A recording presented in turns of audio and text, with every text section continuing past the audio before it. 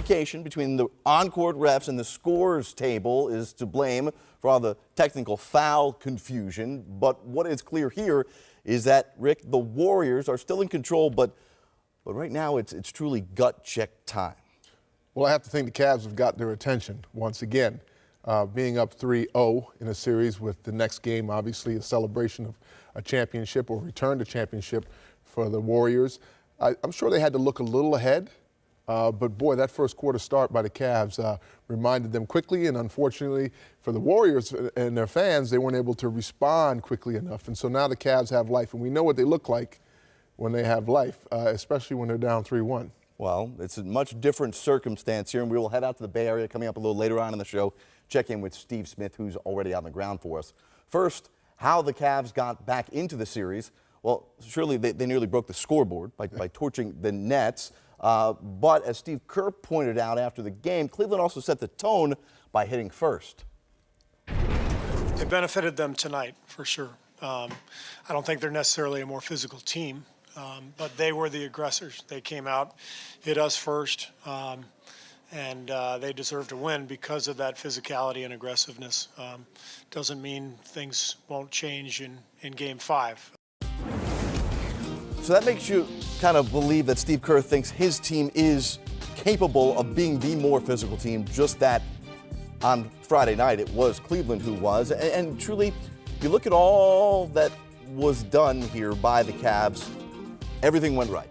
The points, shooting from the outside, defensively being more physical, everything went right. Well, I have to think, you know, a 3-minute stretch of basketball in Game 3 could have went their way. We'd have a tie series 2-2. So I know their confidence in how they've played all season long, what they're capable of doing, especially led by this man here, LeBron, that they believe they belong on the same floor with this Warriors team. They showed that if they get going on both ends of the floor, in which the defense has been something that has been not been a staple for them, that they stand on as a foundation to their efforts, mostly offensively led, three-point makes led, transition led.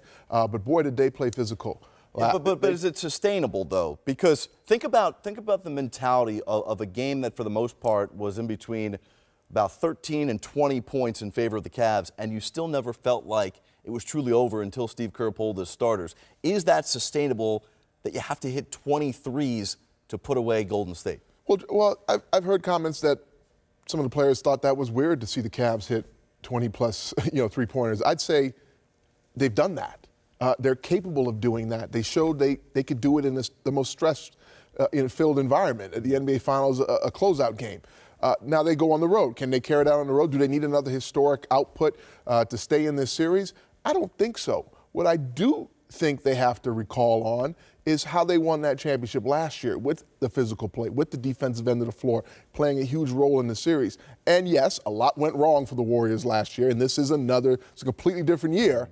But the Warriors, their attention has to be back on finishing this series and not to say they have, but not moving ahead and celebrating a parades before it actually is there. Well, Steve Kerr was asked what is similar and what is not similar between going back to the Bay Area for Game 5, and he says, well, this time around, Draymond Green won't be suspended. Right. He doesn't think Draymond Green will be suspended, and that's because it was just so fascinating to see the physical play last night.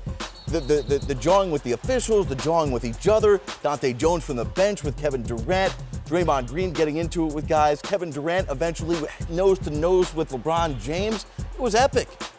Well, I even saw, the coaching staff in Draymond trying to make sure that Draymond kept his cool at times. But look, this is a part of the game. I also love that I've heard the players in the press, in the post-game comments talk about it's part of the game. Yeah.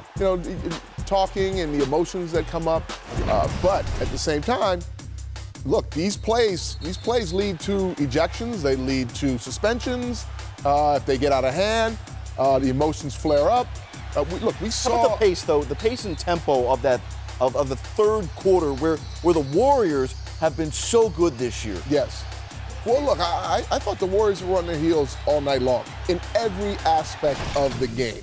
The Cavs hit first figuratively, and in some cases, literally with their bodies. I mean, I saw a couple plays, guys go down where the contact was initiated, and the contact was even on the offensive end of the floor. So that's when you're the aggressor.